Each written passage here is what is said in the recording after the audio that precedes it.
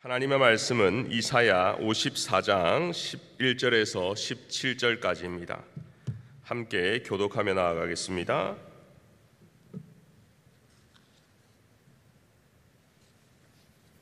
제가 먼저 읽겠습니다. 너 공고하며 광풍에 요동하여 안위를 받지 못한 자여 보라, 내가 화려한 채색으로 내 돌 사이에 더하며 청옥으로 내 기초를 쌓으며 홍보석으로 내 성벽을 지으며 성류석으로 내 성문을 만들고 내 지경을 다 보석으로 꾸밀 것이며 내 모든 자녀는 여호와의 교훈을 받을 것이니 너희 자녀들에게는 큰 평안이 있을 것이며 너는 공의로 설 것이며 학대가 내게서 멀어질 것인즉 내가 두려워하지 아니할 것이며 공포도 내게 가까이 하지 못할 것이라.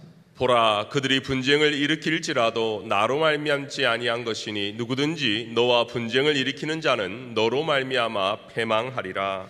보라, 숯불을 불어서 자기가 쓸만한 연장을 제조하는 장인도 내가 창조하였고 파괴하며 진멸하는 자도 내가 창조하였은즉. 같이 읽겠습니다. 너를 치려고 제조된 모든 연장이 쓸모가 없을 것이라. 일어나 너를 대적하여 송사하는 모든 혀는 내게 정죄를 당하리니 이는 여호와의 종들의 기업이요 이는 그들이 내게서 얻은 공이니라. 여호와의 말씀이니라. 아멘. 9월 4일 토요일 미래로 떠나는 여행, 여러분의 성경 가이드 문찬호 목사입니다 라고 소개를 해야 되는데요, 오늘은 현장에서 함께 새벽 기도회로 시작합니다.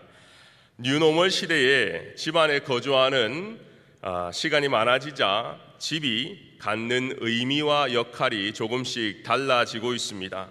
이제 집은 단순히 음식을 먹고 휴식을 취하는 곳이 아니라 재택근무의 장소가 되기도 하여 집들이 점점 사무실 공간으로 바뀌고 있다고 합니다. 집에서 일을 하는 경우가 많다 보니 평소에 집안에 보이지 않았던 것들이 보여서 인테리어를 다시 하는 분의 얘기를 듣게 되었습니다.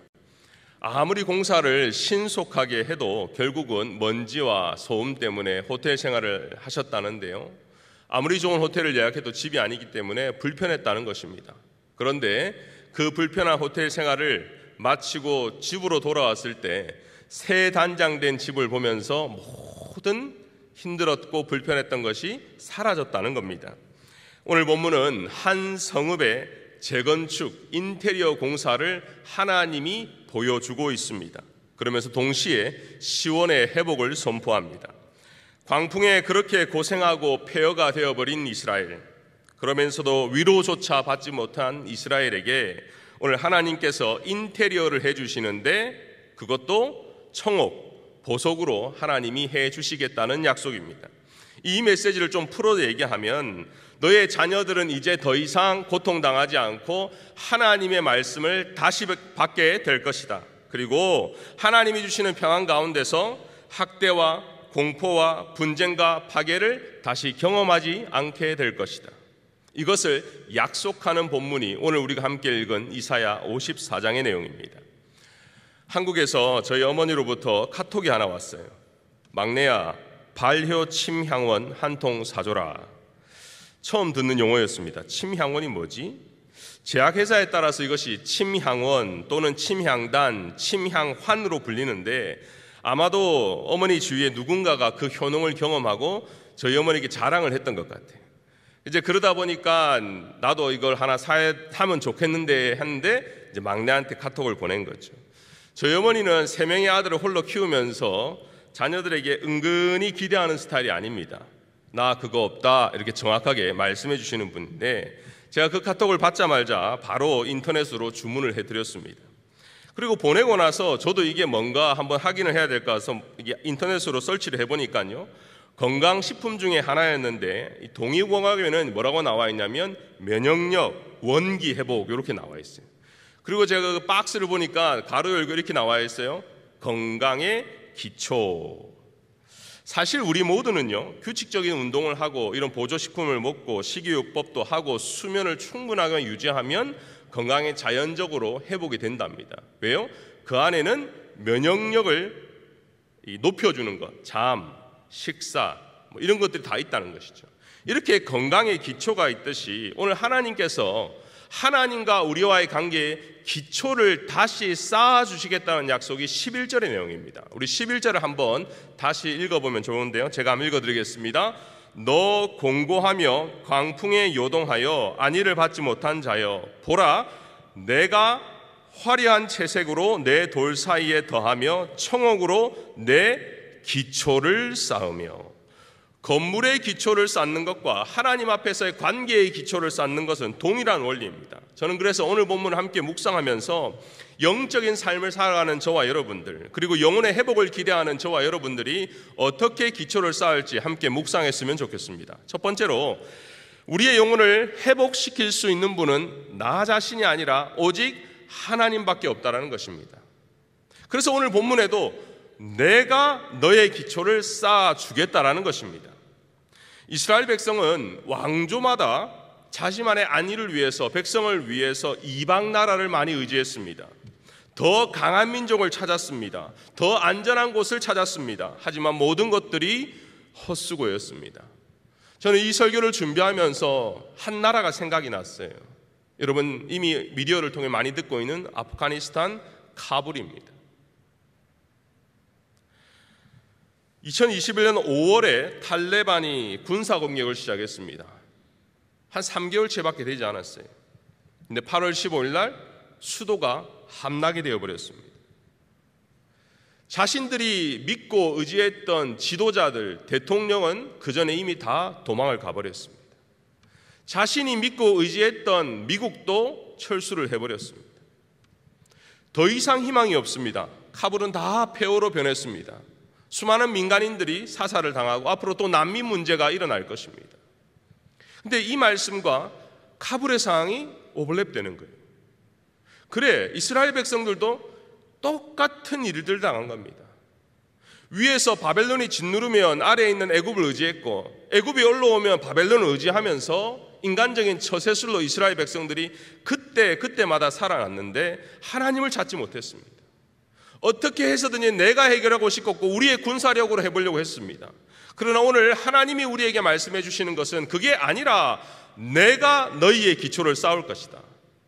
내가 회복시켜 줄 것이다. 그렇기 때문에 하나님께 나오라는 것입니다. 우리의 영혼을, 그리고 하나님과의 관계를 회복시킬 수 있는 첫 번째 기초 쌓기는 하나님께 나오는 것입니다. 요엘서 1장 14절에 보면 이렇게 나와 있습니다. 너희는 금식일을 정하고 성회를 소집하여 장로들과 이 땅의 모든 주민들을 너희 하나님 여호와의 성전으로 모으고 여호와께 부를 지어다. 이스라엘 백성들은요, 신앙의 위기가 있을 때마다, 하나님과의 관계가 메말라졌을 때마다 영적으로 죽어갔는데 하나님께서 우리의 치료자가 되어주시면서 처방전을 써주셨는데 세 가지를 써주셨어요. 첫 번째는 금식을 선포하고, 두 번째는 성회를 소집해서, 마지막으로 여호와께 부르짖으라는 것입니다.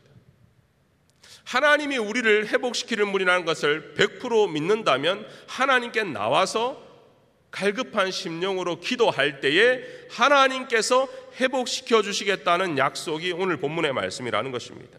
갈급한 심령, 그리고 함께 모여서 기도하는 것, 이것이 이스라엘뿐만 아니라 2021년을 살아가는 빈내리 교회도 필요한 줄 믿습니다. 나라와 민족과 또 선교사와 우리 교역자들과 교회와 한우들을 위해서 기도하는 중보기도팀이 있습니다. 중보기도팀 사역을 함께 하면서 저런 것은 사람이 할 수도 있지 않은가, 이런 생각이 들 때도 있어요. 특별히 한우를 위해서 기도할 때에 우리는 좋은 병원을 찾습니다. 유명하다는 의사를 찾습니다. 그리고 동부에 어떤 신약이 개발되었다는 말을 들으면 동부에 가서라도 수술을 받고 싶어 합니다. 물론 그것이 필요하지 않다는 얘기가 아닙니다. 하지만 그러한 문제 앞에서도 우리는 기도할 수 있습니다. 하나님, 의료진을 붙들어 주시고 그러한 신약이 효능도 하나님께서 붙들어 주시옵소서.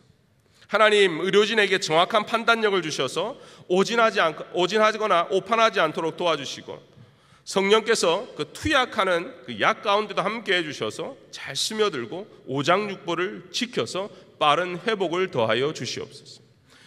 어떻게 보면 우리의 기도 제목은요, 어느 한 곳에 필요하지 않는 것이 없습니다. 사람이 할 수 있는 게 있지만 그 위에 하나님의 은혜가, 하나님의 기름 부음이 있어야 한다는 것입니다. 영적으로 나약해지고 게을러져서 허덕거릴 때도 마찬가지입니다. 하나님이 우리의 딱딱한 마음을 만져주셔야 합니다. 아무리 좋은 설교를 듣고 아무리 좋은 환경에 있다 해도 은혜 받지 못하고 돌아가면 말짱 도루묵입니다. 그렇기 때문에 오늘 우리가 기도할 때에 하나님 앞에 나왔사오니 하나님께서 우리의 마음을 갈급한 심령으로 붙들어 주시옵소서. 이 기도가 없다면 우리는 그냥 왔다 그냥 돌아갈 것입니다. 이스라엘은 바벨론 포로 생활을 오랫동안 고난을 받았죠. 그래서 오늘 본문에 뭐라고 말하면 이렇게 나옵니다. 이리 끌려다니고 저리 끌려다녔다. 그런데도 격려도 없고 위로가 없는 그 땅 가운데서 하나님이 오늘 말씀을 통해서 내가 너와 함께함이라. 내가 회복시켜 주실 것이다. 너의 자녀들에게도 내가 다시 말씀하여 주실 것이고, 이러한 이러한 축복이 우리 교회와 여러분과 여러분 자녀들에게도 충만히 임하기를 소원합니다. 영적인 생활의 기초는 두 번째로 기도입니다. 다니엘처럼 스스로 시간을 정해서 하루에 3번씩 예루살렘을 위해서 기도했기 때문에 그는 이방 땅에서도 신앙생활을 할 수 있었습니다. 한국교회의 영적인 부흥엔 합심 기도로 이루어졌습니다. 기도하는 공동체는, 기도하는 교회는 소망이 있습니다. 저도 행정목사로서 교회 일을 하다 보면요, 회의가 참 많은 것을 압니다. 어떤 주간은 화요일, 목요일, 토요일 계속 줌 미팅이 있습니다. 이런 미팅을 하면서 제가 느끼는 것은, 미팅을 하면서 토론도 하고 좋은 것을 발견하는 것도 좋지요. 하지만 더 필요한 것은 성도가 모여서 교회를 위해 기도하는 것입니다.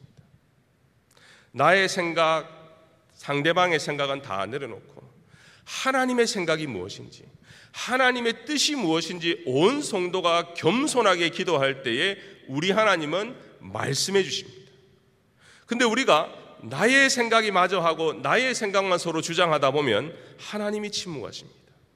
그렇기 때문에 지금 가장 중요한 것은 온 성도가 겸손하게 하나님의 뜻을 기다리며 하나님의 생각을 들어보는 것입니다. 이것이 기도입니다. 저는 여러분이 속해 있는 가정, 여러분이 속해 있는 공동체를 잘 알지는 못합니다. 하지만 분명한 것은 하나님께 소망이 있다는 것을 믿고 온 가족이, 온 성도가 하나님께 나와서 기도할 때에 우리 하나님께서 말씀해 주시는 분은 확신합니다. 그 말씀을 듣고 그 말씀대로 순종하면은 저는 복이 임할 줄 믿습니다. 오늘 말씀에 여호와께서 다시 세우실 시온성, 이 시온성의 예표는 교회입니다. 하나님께서 달라스 땅에 빈내리 교회를 세우셨습니다. 사람이 세운 것이 아니라 하나님이 달라스 땅에 빈내리 교회를 세우셨고요, 하나님이 이 교회를 인도하실 것입니다. 우리는 그것을 믿는 성도입니다. 그렇다면 우리는 교회를 위해서 기도해야 됩니다. 하나님, 우리 교회에 회복을 허락하여 주시옵소서.